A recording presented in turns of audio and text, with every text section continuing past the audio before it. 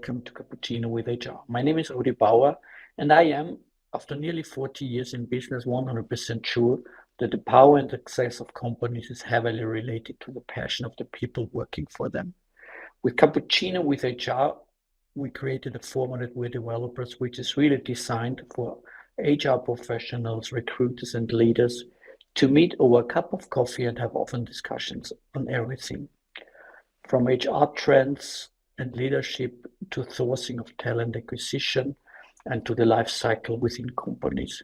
No really set agenda, just nice conversations with people that we invite as our guests.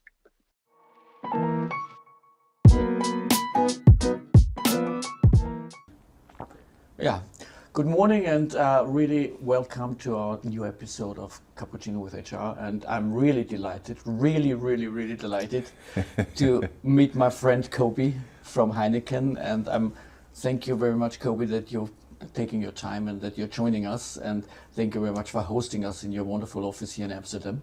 We've been at the TRC yesterday at a conference, an amazing conference, which is held by Metro. Mm-hmm. We had a lot of fun there. It was really cool networking. Yeah. We spent some nice hours together. And I'm really delighted that we could do this episode in person. Normally we're doing it virtually, but this is double fun for me. So welcome, Kobi. Thank you very much. Thank you very much, Rudi. How do you call it?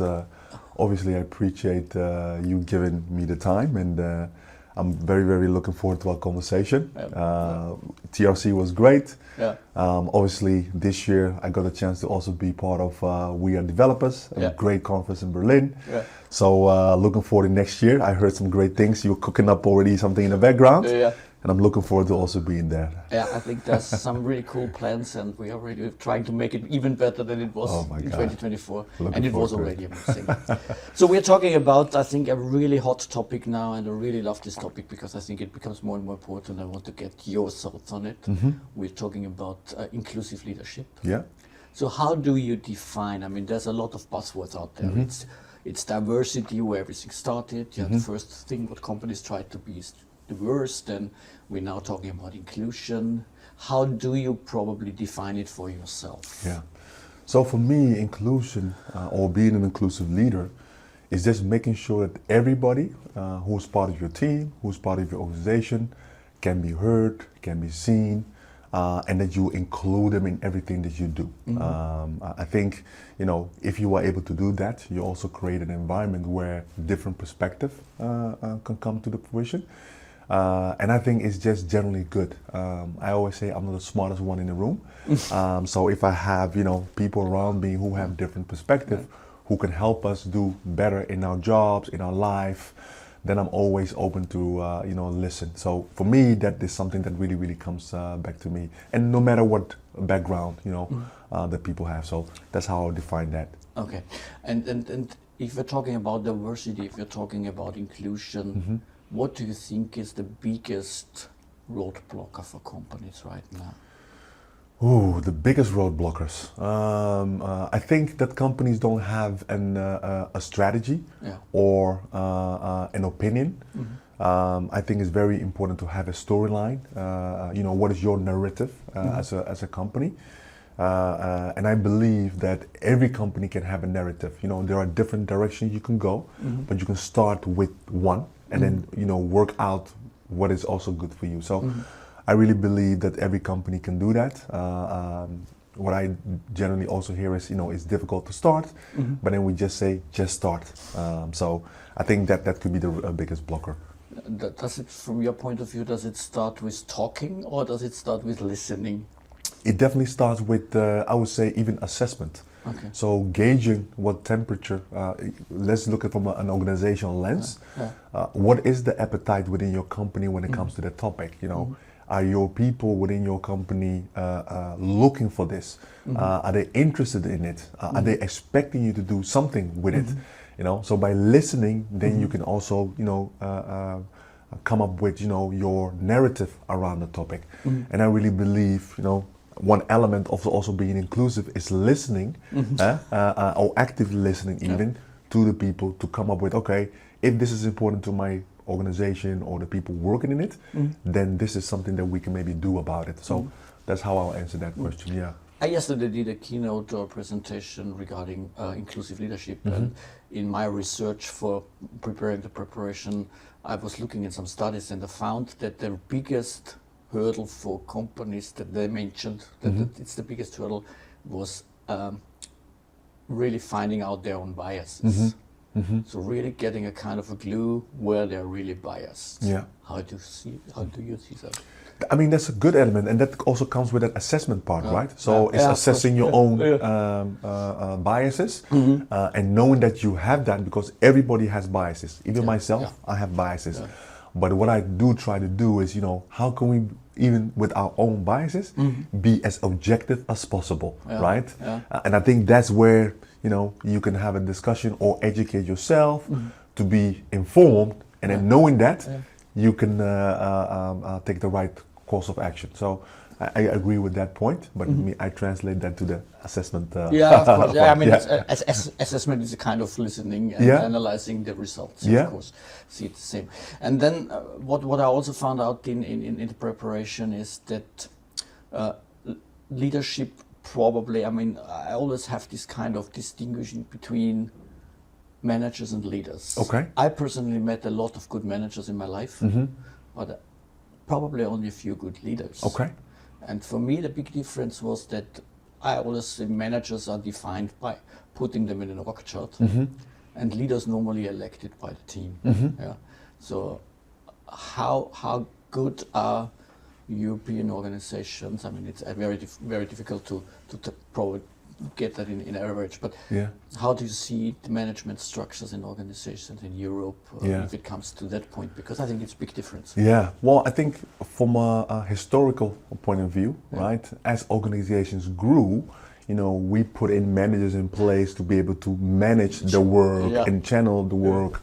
But what has evolved is that we expect more from a manager, right? And so a manager also needs to have certain behaviors, which typically you see like, hey, those are competencies what a leader is demonstrating.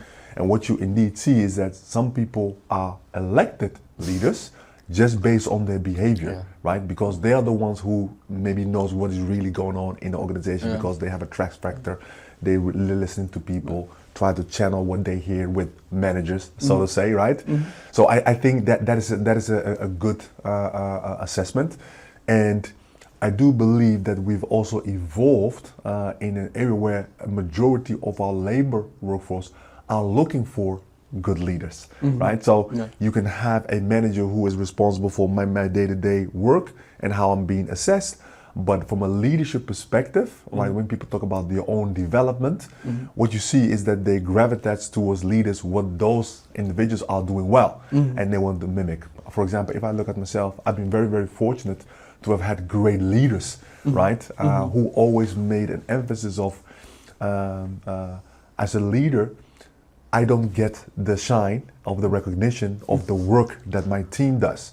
But I am a facilitator in making sure that they have all the tools, all the equipment, and also the protection to be able, for them to be able to be successful. And that's what I've learned throughout my journey, also as a leader, is that it's not about me, right? It's about, how do I facilitate my team to be able to do what they need to do, but also by also being a good example, they also become good example, and that trickles down. I mean, I think that's fascinating, and I think that's the way it should go, definitely. If you look on the management structure all over the German, Netherlands, Austrian companies, I still have this kind of feeling that with all the training programs, with all the educational programs that companies offer, they normally try to get rid of weaknesses of employees instead of focusing on their strengths. Should good leaders not trying to get all the strengths together and map them to what the organization needs instead of getting kind of rid of weaknesses? Well, I think it's inevitable that everybody will have certain weaknesses, right? So I think from an organizational perspective, it's much more maybe looking at, what is the capability that we need to be successful as an organization, and do we have it or not? What I've learned, and actually there's a guy who was very instrumental in also making me realize is that, hey, I do have a lot of strengths that I can utilize to my advantage. And my weaknesses, I need to make sure that I have people around me who are good at that. And that was a great realization for me, because I would say early in my career, and this is maybe 8 or 9 years ago, I was really forcing myself into really developing my weaknesses, but that's not where my core and my energy lied. And he was the one who said, hey, you have great competencies in this part, this one not so great, but don't put in 80% of your time and effort in that, because you may improve it, but you're not going to improve it as what your strengths maybe can bring you. Just make sure that when you put a team together, or you have people in the organization who can help you on those aspects.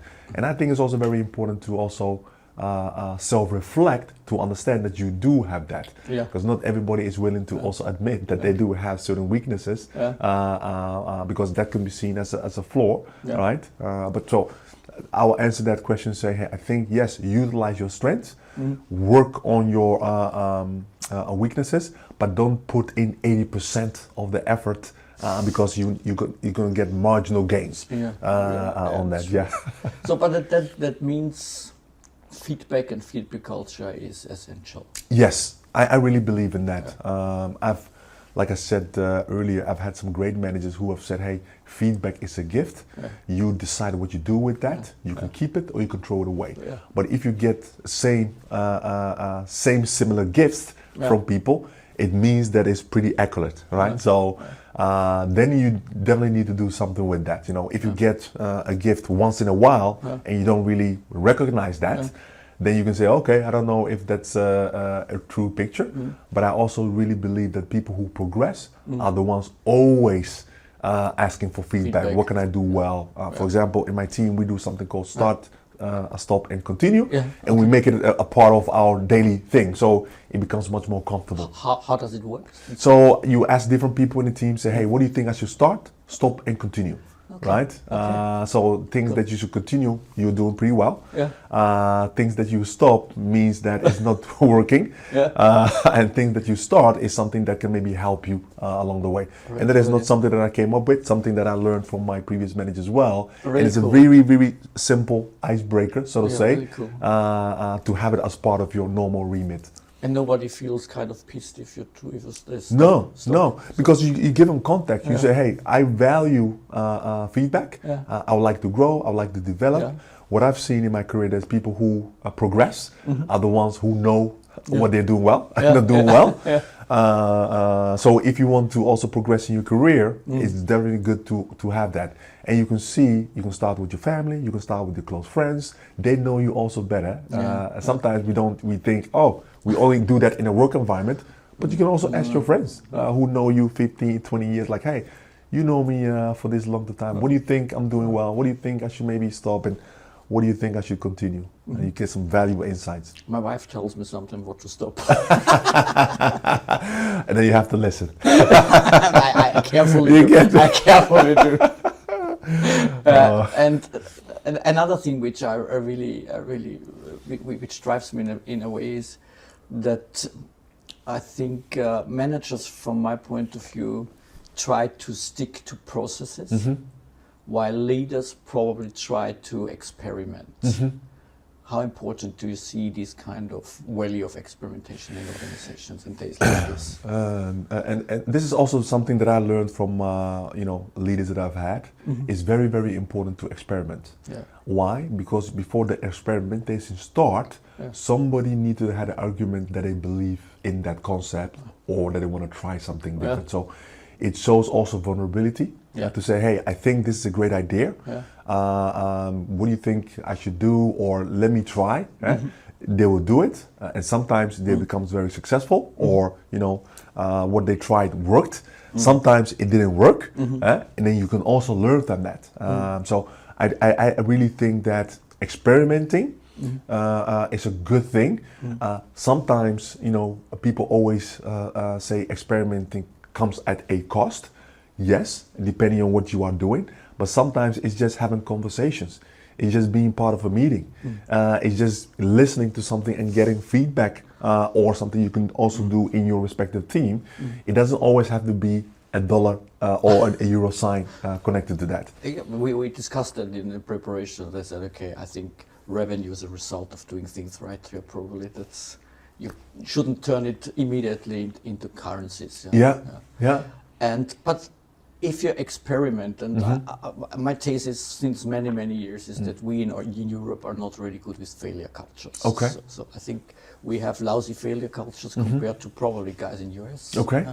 So, because I have a personally made experience, if I failed in my career, it was always very difficult to openly stand up and talk about it. Okay. So because I had to, you normally tend to put it under the carpet, probably, so nobody sees it. Yeah. We're not talking about it. But agile, I mean, we all want to be agile. I think we have to be agile in times like this. The complexity is much too high that we know the solution up front. Yeah. So I think we need to evaluate the solution or find a solution, and you need to try things out. Yeah. And that means failure culture. How do you handle that within your organization, or how is Heineken dealing with failure culture? Well, I think it's having a 360 feedback loop, and actually fostering an environment where people can fail. Okay. Because we do believe that through failure you can also thrive. We are doing something that was initiated, I would say 9 months ago. Is Together We Thrive. That is an initiative that came from the people function, where we are doing something called the handshake. So the handshake is like an incubator workshop of 2.5 hours, where you and your team actually come together and you answer a few questions, which links to what are your team principles, right? What are your team values, and what are your ways of working? And by having that, what you do is that you agree on it as a team. And I think when you shared, hey Kobi, let's have this candid conversation, you also talked about, hey, what can you also do, when you talk about inclusive leadership, and how do you take people along the journey? So because we did a handshake, everybody who is joining our team, we need to also share with them that moment they were no part of the handshake. We did this 6 months or 9 months ago. This was our principles. This was our values. This is our way of working. These were the people that were part of those conversations. So, if you talk to Kobi or Laura, she knows about it, right? And then they can also ask questions around it. And then they know that this is how we would like to behave. By having the different handshake across the company, we have values that is common to us, right? Typically, those are linked to the company values. So there's always an element that is linked to the company values. And everybody who's going through that, they take people also along the journey. And it becomes a common language. Because the reason why we want to do that is that if we have a common language, we have a better understanding of each other. Everybody new joining the company can be taken along the journey, and together we can thrive, because that's our main objective. Yeah, that's cool. Yeah. Is there focus on marginalized voices as well? Because there's always underrepresented groups in every organization. Yeah. Do they get a kind of a common special attraction, or a special kind of awareness? I would say yes, but not as part of the handshake, because the handshake is for every team. Yeah, of course. So if you're part of the team, then automatically your voice is also going to be heard as part of that. But I would say within Heineken, we have our D&I function, obviously part of the people function, where we have D&I ambassadors, right? So D&I ambassadors are the ones who are much more, let's say, within the company, hearing, actively listening to what is going on, maybe from a D&I perspective, and the people who may not voice their opinion or voices loudly, so to say, but they have people who they can maybe talk to. That's very cool. That information can be then trickled down, like, hey, this is what this group or people are saying, and then it's then factoring in all the different initiatives that we're trying to do. So that is how we call it, that we try to do when it comes to, you know, people who may not be heard. Yeah. And I think for me the next step, I mean, we were starting with diversity. We said, okay, there's some people out there, they are different, they have different needs. Yeah. Then we started being inclusive. Yeah.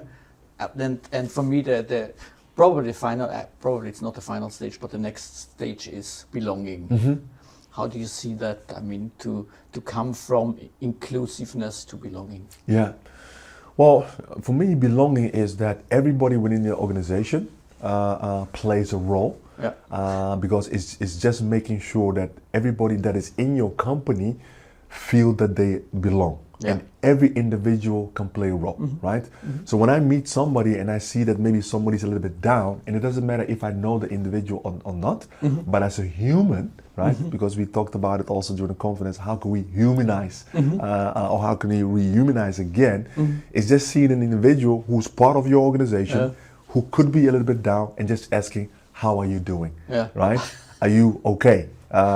If there's anything I can do, let me know. And I think that's also a very strong power, because since I've been with the company, what I've really seen is that the people that I engage with really embrace like a Heineken culture, which creates a sense of belonging. Yeah. If you look at our industry that we're in and the product that we sell, it has an element of coming together, celebrating, right? Yeah, of course. So I really see that also on how I interact with people, how people introduce to other people. So I do think that belonging part, you don't need to do a lot to do that. You can just be show empathy in another individual, right? Some people have it more than others, but if you know that somebody's part of your organization, it doesn't take you and doesn't cost you anything to just ask them how they are doing. And for the audience out there, I know that because I'm now visiting Kobi. It's the second time that I'm here with you in the office. And what I really recognize, and I really love, that every single person, when we were queuing for the coffee, and if somebody's entering the office, you're always asking, how are you? Yeah. And that's so nice. Yeah. It's just a small question, but I think that's really bringing a lot. Yeah. I find it very important because one of the things, and this is not something that I came up with, but there's a American football player who's now a coach who used to play 2 sports. Maybe you heard of him, Deion Sanders. And he talked about when you feel good, you do good, you know? And I really love that saying, because when you are confident and comfortable and you have positive things going in your life, it shows up also in your work, right? And when you do also well in your work, your leaders see it, people see it, and people want to maybe involve you in more things, right? And positive things come out of that. So I really, really embody that. And I try, you know, of course I may have a down moment, but in majority of the time, I try to be as energetic and as positive, because there's a lot of, you know, also negative things out there. And if I can put a smile on somebody's face, or if I can make sure that, you know, at least somebody thinks, hey, if I have something, I can at least talk to Kobi about it, I'll be a happy camper from that perspective. Kobi, I think we are really, the time is passing by quickly. And I think we are coming to an end. Okay. I have a final question, because when I did my presentation yesterday at the GRC, two young ladies were coming to me after my speech, and they were asking me one question which I really find extremely important. They said, okay, honestly, I think that Heineken, from the top management downwards, has a kind of a really understanding for inclusion and belonging and diversity. And they were asking me how to get the management attention on it if you don't have it given. Do you ever have one final tip for companies out there? Because I think there's many companies out there where this kind of understanding on the top management level is probably not at the right level. So I was at a conference around employee branding 2 months ago.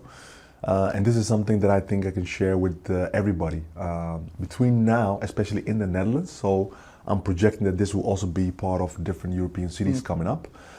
A majority of the workforce, and in the Netherlands is going to be around 35%, are going to be millennials. Okay? And one of the key elements for millennials is also having a true sense of belonging, where the inclusivity plays a very important role. So as an organization, if that is not a topic on your calendar, and you are in the business of bringing people into your respective organization, you're going to have a problem. Yeah. And I'm talking about between now and 5 years. Yeah. So it's not 10 years, it's not 15 No, years. it's 5. So as a company, it definitely needs to be something that is on your radar, Yeah. right? Yeah. Whether you want to do something with it or not, that is up to you. But I think that is a question, an answer that I can give to those two young ladies saying, hey, from a statistic perspective, there is going to be a shift in the labor market. Yeah, If definitely. we are not doing anything with that population, it means that we're going to miss the opportunity to engage and potentially attract them. Good answer, and I hope the messages came through to all the managers who have put on the radar. Kobi, it was a really pleasure having you as guest. I really enjoyed it, and I'm really looking forward to see you in Berlin in July, very, very latest. Yeah. So, thank you very much for being with us, and thank you for hosting us. In your Not a wonderful problem, office. Rudy. Thank you for having me. Thanks. And I'm looking forward to being there next year as well.